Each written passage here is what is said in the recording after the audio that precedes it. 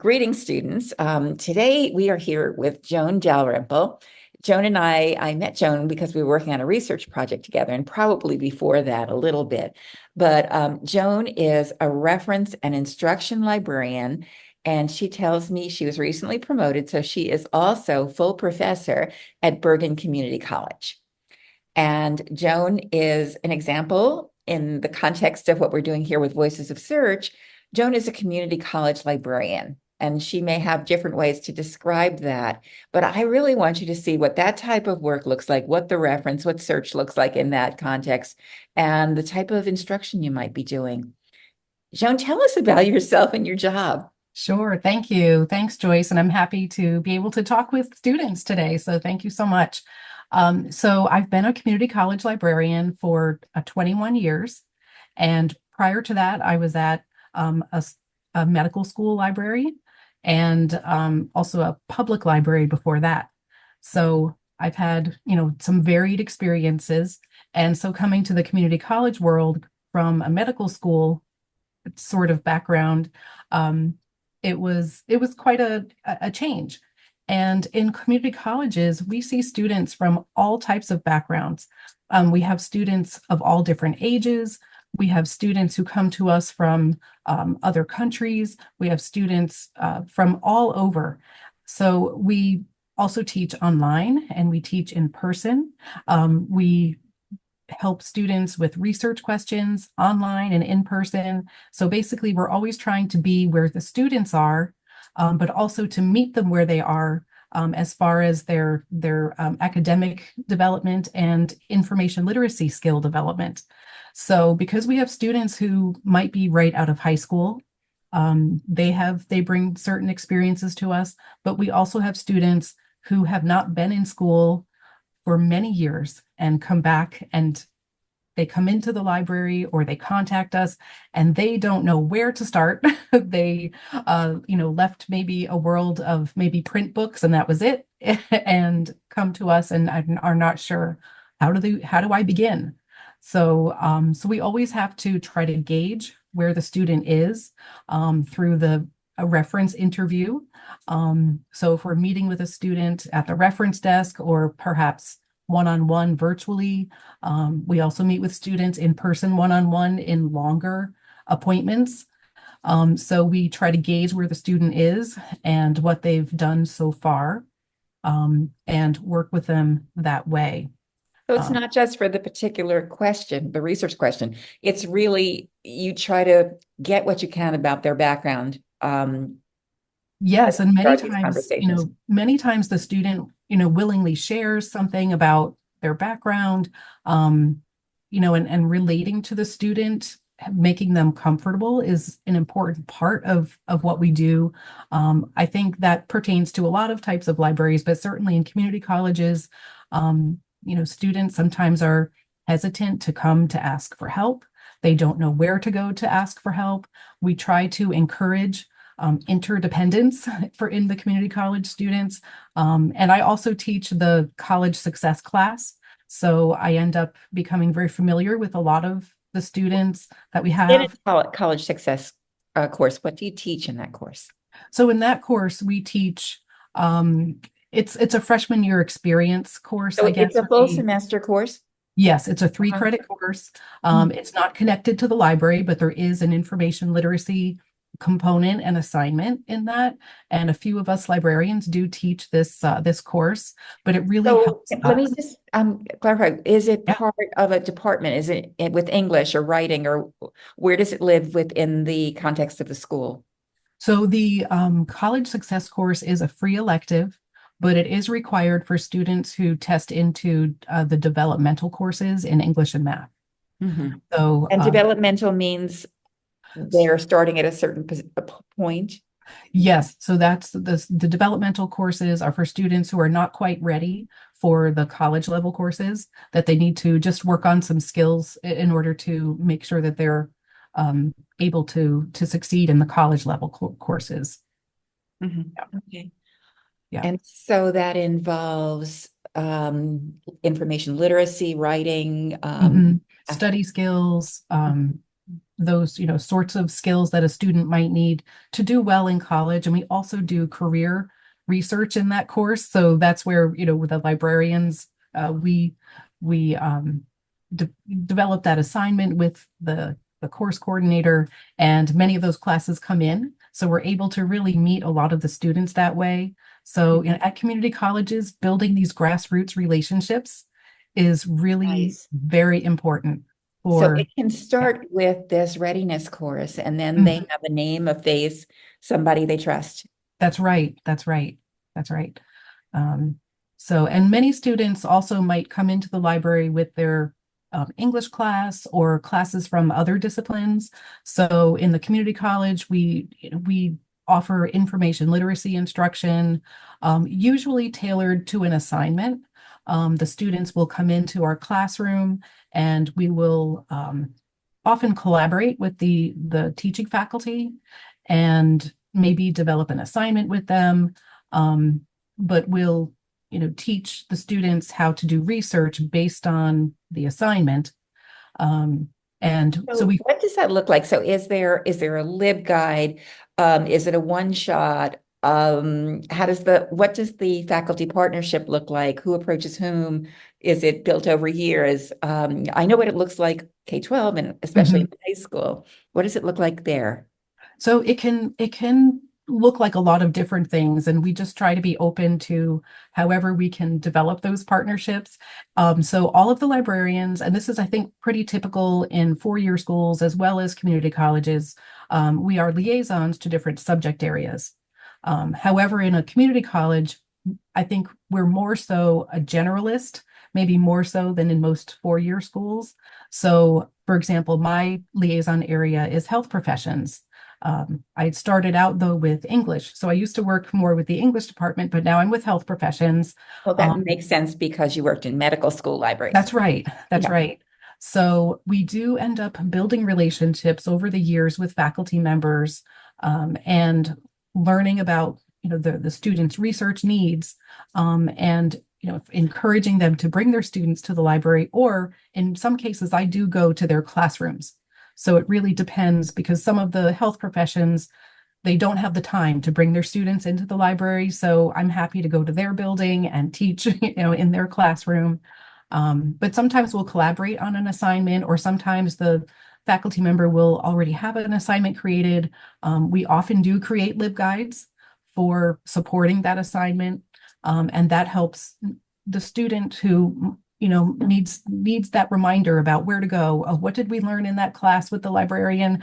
Oh, that's right. So it's all in a LibGuide, and it also helps our colleagues who are helping students. So if they are not familiar with the assignment, they at least can refer the student to a place where they can get additional help. Um, and so, having the LibGuide to support the students, it's very, that's really helpful. Um, So are these guys embedded, are the guides embedded in the learning management system? How do the students meet them or so stay in touch sometimes, with them? yeah, so many times the faculty member will link the to our research guide in their Canvas course. So we use Canvas here, and it's nice, smooth interface, and they'll link to it in there for the students so that they can refer to it later. We try to give reminders that, we are there, and they can always find our contact information on those LibGuides. But the constant communication is really important. And we all attend division and department meetings for our liaison areas. So it's really important to keep those relationships going and to meet new people. Um, and many of us, we are on committees with our fellow teaching faculty members. So we get to know people throughout the college. I'm working right now as co-chair of faculty development. So I do orientation with all of the new faculty, which is a year-long process. So I'm really fortunate. I get to know them. And we just met with a group on Friday, and I had the librarians. The library was our first guest. So, so we can promote ourselves that way too. Are new faculty surprised about the level of help you might be able to offer them or the partnerships that could exist? Are Yes, they aware? they are surprised. And even people who've been here for many years, they're often surprised because I think it's easy for teaching faculty to kind of be siloed because they don't always have these opportunities to be with other faculty and talk about these things all the time. But Friday, as an example, we were working with a small group of new faculty, and one of them has been here as an adjunct for 5 years, but she really had no idea that the library could, help her create an assignment, that she could bring her students to the library. So, it's a constant effort for us to market ourselves, which is something we could do better. We don't have a lot of resources to market ourselves. Mm. So, that is something where we need to do better, but it is hard to find that time. Do you also find that there's the thing about like your process knowledge, your knowledge of search and how to do research, and the faculty's knowledge, which may largely be in the domain area, are they keeping up with the types of tools that you introduce, or are they surprised by new materials that are coming out or new tools and strategies that they might use for research in the domain area? I see a mix. I see a mix of that. And certainly in health professions, there's something happening all the time. There are new materials, there are new databases that we can offer to them. We just finished a couple of trials of databases. We're always looking for new databases and resources and we also try to make the most of our budget. Yeah. So that's one of the things when I was a library student, library science student, we didn't spend a lot of time on managing budgets. And How important is return on investment? The funds are limited. mhm, You get an opportunity, you see things, vendors are pushing things, right? How do yeah, you make these decisions? it is really difficult. So we do it as a group. We Mhm. have a small group of us. That's how we decided to do it here. We have a subgroup that makes recommendations to our dean, but really looking at one of the things we did a couple of years ago, we, just really looked at what we were spending on different databases and discovered that we could buy this one product that contained those like a few databases and more, and it would have been cheaper than what we were paying a la carte. And we had no idea until we really sat down and looked at that and got pricing from the vendor.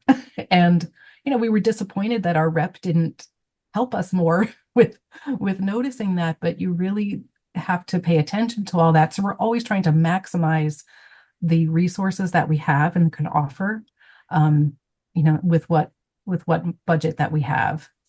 Yeah, I think our students, right, they've been exploring the Rutgers database hub Mhm. recently and kind of recognizing the difference between aggregators and individual databases and publishers and the difference between discovery search and narrowing in on an individual database. But sometimes the stuff is obscured because you're seeing the big thing with the link resolvers rather than Mhm. maybe I should dig into this database specifically and eliminate some of that noise, or maybe I want big recall and Right. so these are decisions, but also they're decisions that relate to purchasing, Mhm. because these individual databases might be purchased, as you said, a la carte, Right. or they might Right. come built into, or you might buy a plan that includes this combination or another combination.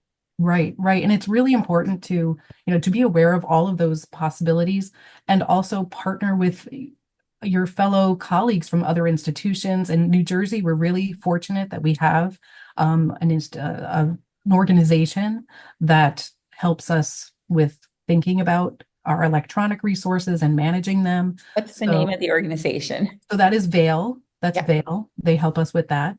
And then it's important, that you reach out to other colleagues and think and learn about their experiences Mhm. because people are always willing to share what they've gone through with those So is databases. there a kind of accelerated interlibrary loan sharing, or do you go to people for various expertise if you feel like you don't have that knowledge? Yeah, so through Vail, there are a lot of connections available, but also in New Jersey, we have our ACRL New Jersey chapter, which is connected with the New Jersey Library Association. And through that network as well, there are many people that are always willing to help out. And so, relying on colleagues, not only in your institution, but reaching out is a great way to learn a lot more, but, it also strengthen your library and what you can offer.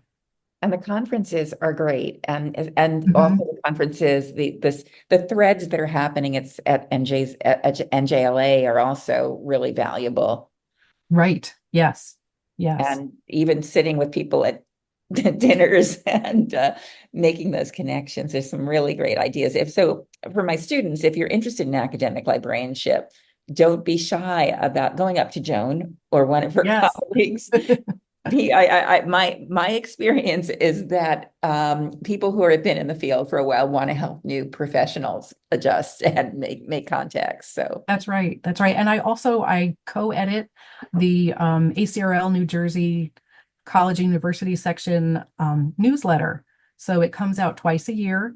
And we do work with Scarla at Rutgers to make sure that we have a contribution and not each everybody will one. know that that is the student association that's associated with academic librarianship. So join that if that's Yes, it. join that. And That's right. you can also join Vail as a student, can you not? Or Vail is an organization of institutions. oh, okay. So it is affiliated with institutions. However, I, Vail I know offers a I'm getting the conference. mailing list.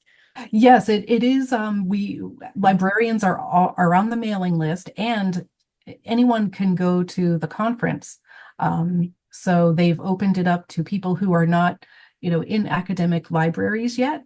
Um, so it is more open than it's been in the past. So the conference is in January, and it offers a lot of great sessions and ways to network and meet people. Okay. Now let's get personal. Let's do Joan's favorites. So if I Yeah. were to ask you, like, I know it's hard to choose a favorite database because it depends upon the user need, of course. But, in general, what are some of your favorite tools, favorite search strategies, favorite research question ever, favorite LibGuide? Are there things that stick out in your mind? Sure. We have a lot of our students, certainly for their Composition 1 class, they're often faced with doing social issues research. And so we rely really heavily on Gail's opposing viewpoints and context. Love it. So it really helps the students understand argument Mhm. and, pros and cons, looking at kind of, model opinion essays so that they can learn what it looks like to make an argument. Um, in Comp 2, that's where most of our Comp 2 courses are literature based, and that's where we find it is a leap for students going from Comp 1 to Comp 2, learning how to research literature and looking for literary criticism. So it really is a stretch for a lot of students and makes it difficult. But when the light bulb goes off, I think it's really rewarding. So a colleague and I have worked to develop a number of videos for students. So that's one of our most commonly used Are you still talking about opposing LibGuides. viewpoints or Literature Resource Center or Literature and Context? So, well, our LibGuide for our literature research has links to all of our literature databases, but also videos that we've created to help the students kind of I'm so encounter. glad you mentioned that Yeah. because one of our assignments is to create one of these instructional videos about the database. Oh, It's great. really things that you would do in real life. Yes, yes, we Okay. do that. That's what we do. And another database that I've grown to love here is StatRef, or I'm sorry, not StatRef. That's another database. Statista? The Oh. Statista.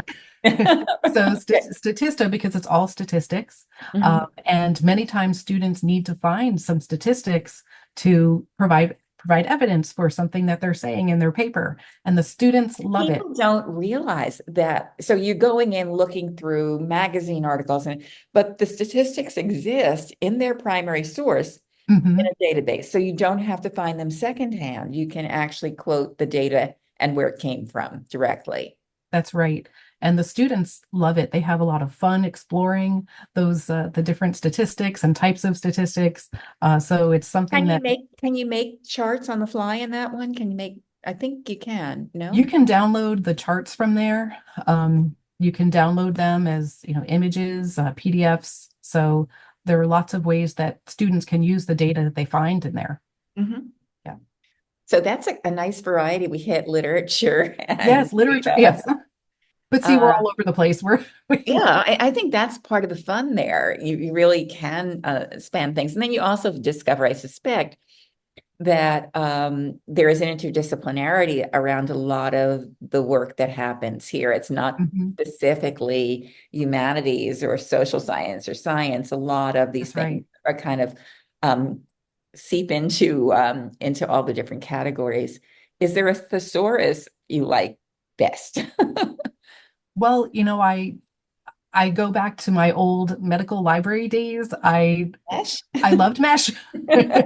And I've worked with many iterations of Medline or PubMed.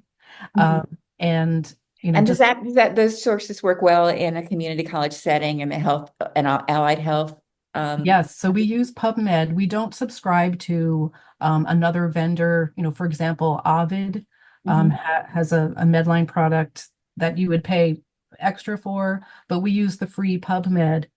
And we're finding that now more and more articles are available free Oh, yeah, text. open So it's access. wonderful that is something that's changed over the years. And librarians played a major role in pushing that movement, didn't they? That's right. That's right. Through I think ACRL and ARL, through Spark, the Spark movement. So yes, So librarians that's leading some the way. pro tips. So if something doesn't look like it's available open access, or there are ways, and we'll be learning about them in class, but searching for the PDF, writing to the author, there's a bunch of easy buttons that you can find a source other than the database that doesn't provide it, where you're likely to get access to the article in an ethical way. That's right. We subscribe to Repositories. Yeah, and we subscribe to thousands of journals through our databases, but often there's something that's not available. And so we do try to help the students as much as we can with interlibrary loan, which we are net lenders at Bergen. We lend a lot more than we borrow, so we Yeah. often have very nice cooperation with libraries and belong to groups within interlibrary loan consortia that will give us free stuff. So that's great. It's always good to be a partner and share. And so we help students get articles that way. And if we can't find something, we'll try to find something comparable. Um, or like you said, sometimes contacting the author or using some of these ResearchGate or academia.edu. Sometimes you can get articles from the authors that way. Or finding it in an institutional repository. Mhm. Yes, And a lot of people aren't aware that those exist and house many of the articles that scholars at the institution have written. that's So, right. Joan, let's get like I want to respect your time and close up soon, but what does a typical day like? Is there such a thing as a typical day for a community college librarian? I have to say every day is different. Okay, that's what I love about this field. So Yes, you I could be like that too. working, have a meeting with a faculty member, or this. You mentioned before we even started recording that the floor was really busy. Um, Mhm. you had students, it's a very busy time of the school year. We're talking at the end of September right now. And they're physically present.